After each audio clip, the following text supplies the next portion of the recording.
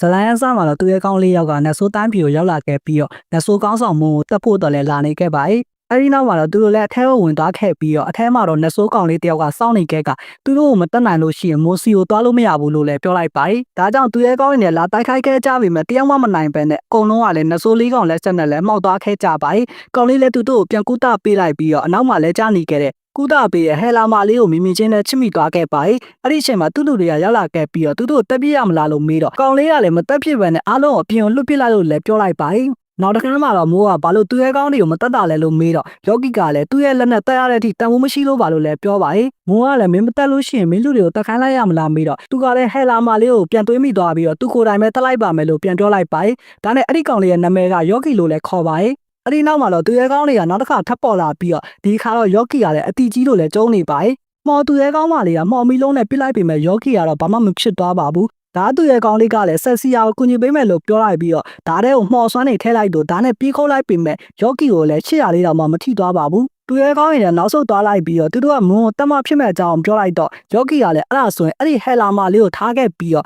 ့ဒီတကားကိုဖျက်သွားလို့ရတယ်လို့ပြောလိုက်ပါ යි ယူကာကလည်းညီရဲ့လို့ပြောလိုက်လို့သူတို့လည်းအငင်းကုန်နေဖြစ်နေကြပါ යිသူရဲ့ကောင်းနေဝင်သွားခဲ့တဲ့အချိန်မှာတော့ဆက်စီယာဘာလို့ငါ့ကိုပဲထားခဲ့ရလဲလို့မေးနေပြီးတော့မော်စလုံးနဲ့ပြစ်လိုက်တော့ယောဂီကလည်းကားလိုက်ပြီးတော့သူပြောတာကိုနားထောင်အောင်လို့လည်းပြောလိုက်ပါ යි ဆက်စီယာကလည်းဘာပြောမလို့လဲမေးတော့ယောဂီကလည်းမင်းကိုမိမိချင်းချမိသွားတယ်ဒါကြောင့်သူနဲ့တွေ့ပေးပါလို့လည်းပြောလိုက်ပါ යි ဆက်စီယာကလည်းစတင်းကြီးကိုချက်နေခဲ့လို့နောက်မှတတိကက်ကလည်းညင်းပြလိုက်ပါ යි ယောဂီကလည်းညင်းကန်လိုက်ရတော့ကြေကွဲနေတယ်လို့ဆက်စီယာကလည်းဘာလို့ပြန်မတိုက်ခိုက်တာလဲလို့မေးနေခဲ့ကယောဂီကလည်းဒါရုံသူမလို့ချင်ဘူးလို့လည်းပြန်ပြောလိုက်ပါ යිဆက်စီယာကလည်းမယုံပါနဲ့ဒါဆိုရင်ဘာလို့မုံကိုမတက်တာလဲလို့မေးတော့ယောဂီကလည်းမုံကိုတက်လိုက်လို့ရှိရင်သူကဒုတိယမုံဖြစ်လာမှာဒါကြောင့်သူစကားနားထောင်နေတာလို့ပြောလိုက်ပါ යි အဲ့ဒီစကားကြောင့်ဆက်စီယာကလည်းအဲ့လိုမလုပ်ဘဲနဲ့လူတွေကိုကူညီဖို့သူနဲ့တူထွက်ပြေးရအောင်လို့လည်းပြောလိုက်ပါ යි နောက်တစ်ခါမှတော့သူရဲ့ကောင်းနေနန်းတော်ပြောင်းနေပြီးတော့နတ်ဆိုးကောင်းဆောင်မုံကိုတက်နိုင်ခဲ့လို့ဘရင်ကတော့ဂုံပြုတ်နေခဲ့ပါ යි ဒါကိုနန်းတော်ပြကနေကြည့်နေခဲ့ယောဂီကသူ့ရဲ့ဂျူကိုလည်းရှိုးပစ်လိုက်ပါ යිအဲ့ဒီနောက်မှာတော့ယောဂီကစွန်စားရေးသမားလို့ဖို့တဲ့ဂိုင်းထဲမှာမှတ်ပုံတင်ခြင်းလို့ပြောလိုက်တော့သူလည်းဖောင်ပြစ်ခိုင်းလိုက်ပြီးတော့စွန်စားရေးသမားဂိုင်းကကိုလည်းပေးလိုက်ပါ යිပြီးတော့အခုကအဝတ်မရှိအောင်မှဖြစ်ပြီးတော့ S1 ကတော့အမြင့်ဆုံးလို့လည်းပြောပြလိုက်ပါ යි အဲ့ဒီနောက်မှာတော့သူ့နာမည်ကခိုမာလို့ပြန်ပြောလိုက်ပြီးတော့ကတ်ကိုလည်းပေးပြလိုက်ပါ යි နောက်တော့သူလည်းစွန်စားရေးသမားခန်းမှာလည်းရောက်လာခဲ့ပြီးတော့အလုပ်အပ်မယ်လို့ပြောလိုက်ကခိုမာကလည်းဘာလို့ငါးစီမှာလဲဥပမာစော်လေးရှိရမလားလို့လည်းပြောနေပါ යි ပြီးရခါမှာတော့ခိုမာလည်းအခါသားတွေကိုကြည့်လိုက်ပြီးတော့ဒါနဲ့မင်းကဘာကောင်လဲလို့မေးတော့သူကတမန်စွန်စားရေးသမားအစ်စ်ပါလို့ပြန်ပြောလိုက်ပါ යි ခိုမာကလည်းလိမ်မပြောနဲ့တပတ်တည်းနဲ့ S1 ကနေ D1 ထိကိုတက်လာတဲ့ကောင်ကတမန်လို့မခေါ်ဘူးလို့လည်းပြောလိုက်ပါ යි အဲ့ဒီအချိန်မှာဆက်စီယာကအဲ့ဒီအလုပ်တွေကိုလက်မကန်နဲ့လို့ဆိုပြီးတော့ယောဂီကိုပြောစရာရှိတယ်လို့ဆိုကသူ့ရဲ့အိမ်ကိုလည်းခေါ်လာခဲ့ပါ යි အဲ့ဒီနောက်မှာတော့ဆက်စီယာလည်းတောင်းပန်ပါတယ်သူကစောစောလာတွေ့ဖို့လှုပ်ထားခဲ့ရလို့လည်းပြောလိုက်ပါ යි ယောဂီကလည်းသူလည်းဘာမှမဖြစ်ဘူးအခုလည်းစွန်စားရေးသမားဘွားမှာပြောနေပြီလို့လည်းထပ်ပြီးတော့ပြောပါ යි အဲ့ဒီနောက်မှာတော့သူ့ရဲ့မိနဲ့တွေ့နေရပြီးတော့သူ့ရဲ့မိကယောဂီရဲ့အရှိမသူ့ရဲ့ကောင်တာတမယူကနဲ့စစ်ဆက်ပေးချင်တယ်ဆိုတဲ့အကြောင်းကိုလည်းပြောနေပါ යි ယောဂီကလည်းထားလိုက်ပြီးတော့အဲ့ဒီသူရဲ့ကောင်ကဘာမို့လို့လဲဆိုပြီးတော့ထားပြီးတော့တောင်းချမ်းနေခဲ့လို့ဆက်စီယာကလည်းတားလိုက်ပြီးတော့သူကညီလာရဲ့အကြောင်းကိုလည်းပြောပြလိုက်ပါ යිဆက်စီယာရဲ့မိကလည်းယောဂီကိုဆက်စီယာကိုရှင်းနေတာလားလို့မေးလိုက်လို့ရှင်းနေတယ်ဆိုရင်ဆက်စီယာနဲ့လက်ထပ်မလားဆိုပြီးတော့ချက်ချင်းကြီးရဲ့ထပြီးတော့မေးလိုက်ပါ යි ယောဂီကလည်းဆက်စီယာရဲ့မျက်နှာကိုကြည့်လိုက်ပြီးတော့တောင်းပန်ပါရဲ့သူကဆက်စီယာညီနာခံထားရပြီးဒါပေမဲ့လည်းအခုစွန်စားရေးသမားပွားအနေနဲ့စူးစမ်းပြီးတော့နောက်တစ်ခေါက်ထပ်ပြီးတော့ဖွံ့ဖြိုးအောင်ပါလို့လည်းတော်ကီလည်းရွှေ့ပြစ်လိုက်ပါ යිပါရင်နေခဲ့တဲ့ဆက်စီကလည်းအင်းရှိကိုပြန်လိုက်ပို့ပေးနေပြီးတော့ယောဂီကလည်းမင်းကိုဆက်စီလို့ခေါ်လို့ရလားလို့မေးတော့ရပါရဲ့လို့လည်းပြန်ပြီးတော့ပြောလိုက်ပါ යි ယောဂီလည်းပြောပြီးတော့ online ရင်းနဲ့ပဲအပိုင်းတစ်လေးရလည်းဒီမှာလည်းပြီးဆုံးသွားခဲ့ပါ යි ဒီ anime ကလည်း ongoing anime ဖြစ်တာကြောင့်နောက်ထပ်ပိုင်းတွေကိုထွက်လာနဲ့တန်းတင်ပေးမှာဖြစ်တာမို့ like and subscribe လေးလည်းလုပ်ထားပေးကြပါပိုင်းနည်းလေးရဲ့အစမှာတော့ယောဂီတယောက်ကျမိတ်စာကြီးကိုတိုက်ခိုက်နေရပါတယ်တိုက်ခိုက်လို့ပြီးသွားတဲ့အချိန်သူတို့တိုင်းပြည်ကလူတွေကယောဂီကိုလည်းမှတ်မိပန်နဲ့လည်းလာပြီးတော့တိုက်ခိုက်နေပါတယ်ယောဂီကလည်းသူပါဆိုပြီးပြောလိုက်မှအကုန်လုံးကလည်းပြန်ပြီးတော့မှတ်မိသွားကြပါတယ်ယောဂီရဲ့တပည့်တွေကလည်းယောဂီကိုဘယ်သွားနေရလဲလို့မေးနေပြီးတော့ဘာလို့ဒီမှာရှိနေရလဲဆိုပြီးတော့လည်းမေးလိုက်ပါတယ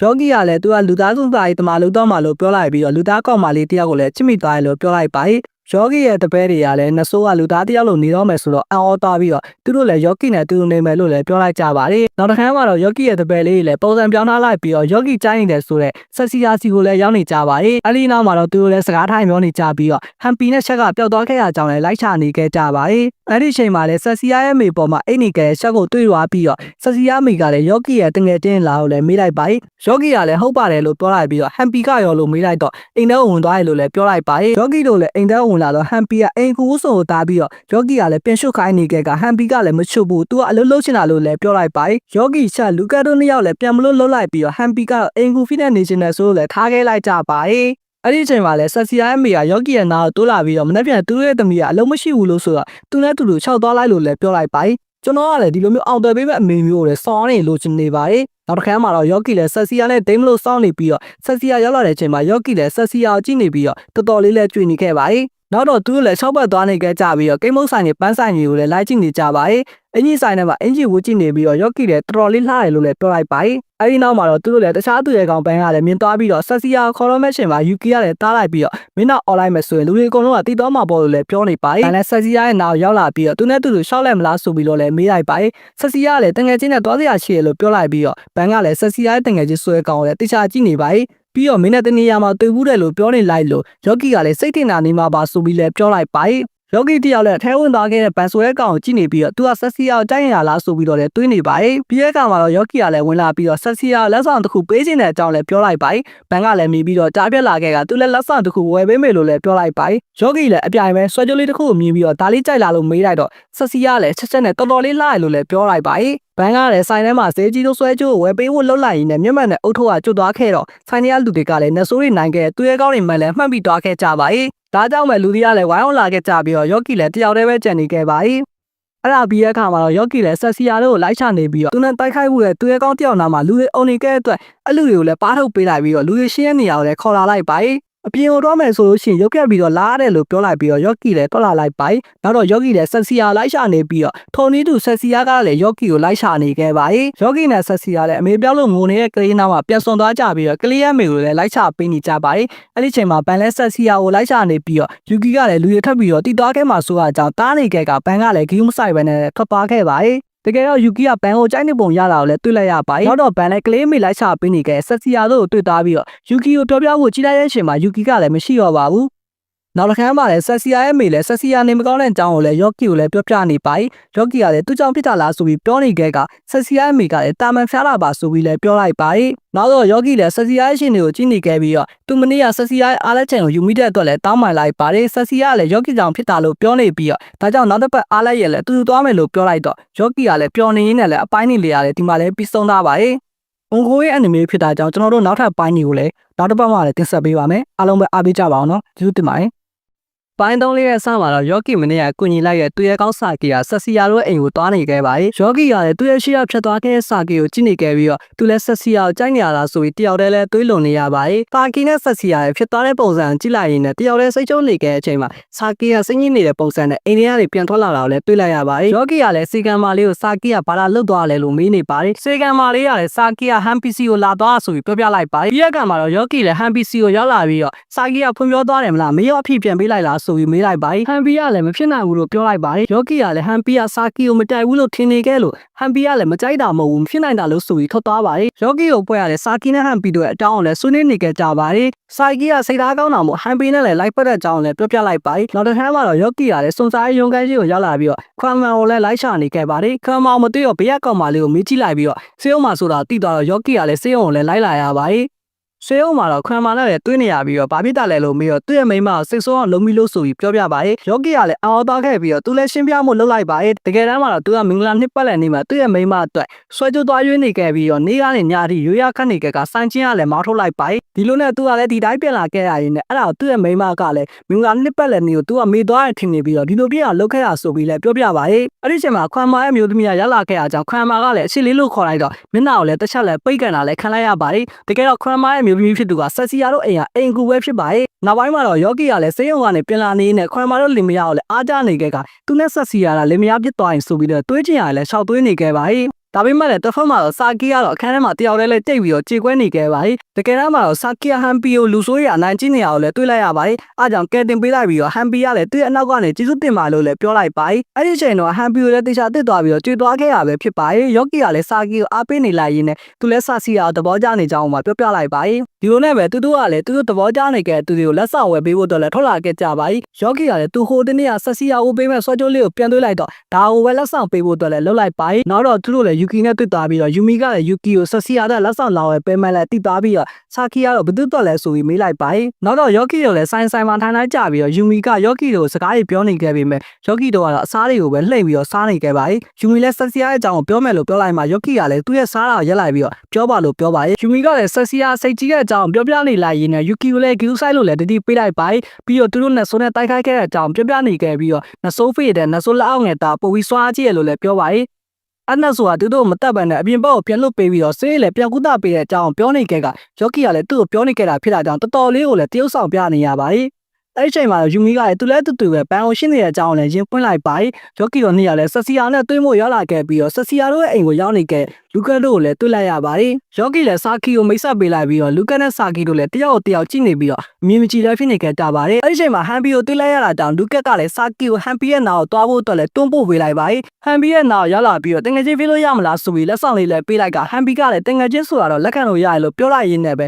ဘာသာလို့လိုပဲဖန်ဆုံထဲမှာလည်းပိတ်မိနေခဲ့ပါတယ်ကိုကိုရဲ့ enemy လေးဖြစ်တာကြောင့်အပိုင်းသေးလေးတင်နိုင်ကြည့်လို့ရအောင် channel ကို subscribe လေးလုပ်တော့ပေးကြပါဦး။ပိုင်းလေးရဲ့ဆောင်းမှာတော့ယော့ကီတယောက်ဆက်စီယာကိုလမ်းလို့အေးရတဲ့မှာလှဲနေခဲ့ပါတယ်။ဆက်စီယာစွန်စားခီးထွက်နေတော့ဘယ်ချိန်ပြန်လာမလဲဆိုပြီးတော့တယောက်တည်းလဲတွေးနေရပါတယ်။အဲ့ဒီချိန်မှာပဲဟန်ပီယာရောက်လာခဲ့ပြီးတော့သူတို့တခင်မှာပြောခိုင်းလိုက်တယ်။ဒီနေ့ကဆက်စီယာပြန်ရောက်လာမယ်လို့ပြောတော့ယော့ကီလည်းသူ့ရဲ့လက်ဆောင်ဆွဲကြိုးလေးပေးရတော့မယ်ဆိုပြီးတော့ပြောနေပါတယ်။ပြီးရတယ်သူလည်းဆက်စီယာတို့အိမ်ကိုသွားနေခဲ့ပြီးတော့လမ်းမှာဗီတင်ဆီယာမတူဦးနဲ့တွေ့နေခဲ့လို့ဗီတင်ဆီယာမကယော့ကီကိုဒီနေ့ကန်ဆိုးနေပြီလို့လည်းပြောနေပါတယ်။ယော့ကီကလည်းဒီဘွားရဲ့ဘိုင်လာပြောနေရလဲကိုချစ်ရသူနဲ့တွေ့ရနေရကန်ကောင်းဆုံးနေပဲလို့ပြန်ပြီးတော့ပြောလိုက်ပါတယ်ဆက်စီယာတော့ကိမုတ်လာဝယ်နေနဲ့ကိမုတ်ဆိုင်မှာတော့ဗလာကြီးကသူ့ရဲ့ညမဒီနေ့မရှိလို့သူကကိမုတ်လာရောက်ပေးနေရလို့ပြောနေပါတယ်ယောဂီလည်းမတတ်နိုင်ပဲနဲ့ဝယ်လာခဲ့ရတာကိမုတ်တွေကပျက်စီးနေခဲ့ပြီးတော့သူကိုယ်တိုင်ပဲပြန်စားလိုက်ရပါတယ်ပြန်လာတဲ့လမ်းမှာလူကောင်ကြီးကြီးကိုဝင်တိုင်းမိလာရှိဖို့တနည်းမိမလို့ဖြစ်လိုက်နေဖြစ်နေတော့ယောဂီကလည်းသူဒီနေ့တကယ်ပဲကန်ဆိုးနေရလားဆိုပြီးတော့တွေးနေခဲ့ပါတယ်အဲ့ဒီချိန်မှာတော့ကလေးတယောက်ကယောဂီကိုလာဝင်တိုင်းမိပြီးတော့သူ့ရဲ့တာတူထိုးလေးရတယ်သူကျသွားခဲ့တော့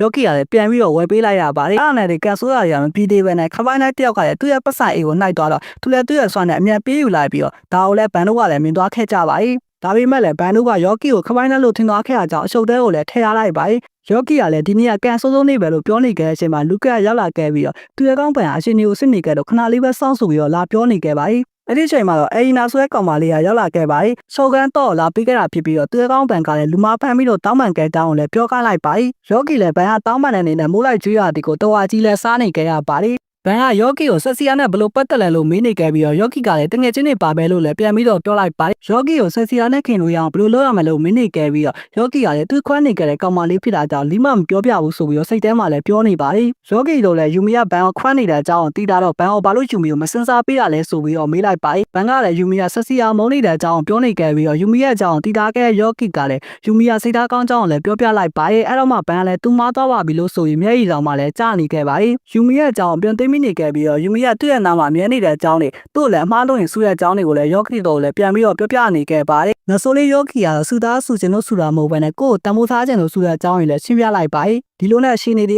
ကဘန်ကလည်းယူမီကိုသူပြန်တောင်းပန်ပေးမယ်ဆိုပြီးဖြစ်သွားခဲ့ကယောဂီကိုလည်းအတူတူလိုက်ခဲ့ပေးလို့ပြောလိုက်ပါတယ်။သူတို့လည်းယူမီရဲ့အိမ်ရှိကိုရောက်နေခဲ့ပြီးတော့ဘန်ကယူမီကိုတောင်းပန်ဖို့ဝန်သားခဲ့တဲ့အချိန်မှာဟိုလဲနေရနဲ့တန်တွန်းနေပြီးတော့ယောဂီတို့ကလည်းအရှင်းနေမကောင်းတော့ဘူးလို့လည်းပြောနေခဲ့ကြပါတယ်။ဟိုလဲနေကယူမီကပဲဘန်ကတောင်းပန်ကြောင်းတွေပြောပြလိုက်ကယူမီကလည်းသူခွန်းနေကြတဲ့ကောင်လေးဖြစ်တာကြောင့်ခွန်းလို့ပေးလိုက်ပါတယ်။ဘန်ကတော့အာဆောင်ပြီးတော့အောက်ခံအမဲအောင်ဝိုးတာလားဆိုပြီးအာဆောင်လိုက်တော့ယူမီကလည်းနှာမှုကောင်လို့ဆိုပြီးသူ့ရဲ့မော်စုံတန်နဲ့လည်းလိုက်တီးနေခဲ့တာကြောင့်ယူကီကလည်းအလေးထောလာလိုက်ပါတယ်။အဲ့ဒီနောက်မှာတော့ဗီဒင်ဆီယာမနဲ့ပြန်သွင်းနေခဲ့ပြီးတော့သူကဘာမှမပြောနဲ့တော့လို့ပြောလိုက်ခဲ့ကထွက်လာခဲ့ပြီးတော့တကယ်တော့သူ့ရဲ့ကန်ကလည်းအပြောင်းလဲလဲဖြစ်သွားခဲ့ပါတယ်။လမ်းသွားနေနဲ့ကိမုတ်ဆိုင်ချေကိုရောက်တဲ့အချိန်မှာတော့ကိမုတ်ရောက်တဲ့ကောင်မလေးကလည်းသူ့ကိုလှုပ်လို့ပျက်စီးသွားခဲ့တဲ့တောင်းပန်နေခဲ့ပြီးတော့ကိမုတ်ထုတ်လည်းထုတ်ပေးလိုက်ပါတယ်။ကံကောင်းမှုတွေကဒီမှာလည်းမပြီးဆုံးသေးပဲနဲ့သူလည်းထပ်သွားနေခဲ့တဲ့အချိန်မှာလမ်းမှာသူတို့ပြောင်းဝယ်ပေးခဲ့တဲ့ကောင်လေးကတခင်လေးဖြစ်နေခဲ့တာတော့သူ့ကိုကူညီပေးခဲ့လို့ဆိုပြီးလက်ဆောင်လေးလည်းပြန်ပေးလိုက်ပါတယ်။ဒီလိုနဲ့ပဲဆရာသမားလည်းနောက်ဆုံးမှာတော့ဆက်စီယာတို့ရဲ့အိမ်ချီကိုလည်းရောက်လာခဲ့ပါတယ်။ဆက်စီယာစီကိုရောက်တဲ့အချိန်မှာသူအလကားရလာခဲ့တဲ့တို့နဲ့ကိမုတ်အရင်လက်ဆောင်ဆိုပြီးတော့လည်းပေးလိုက်ပါတယ်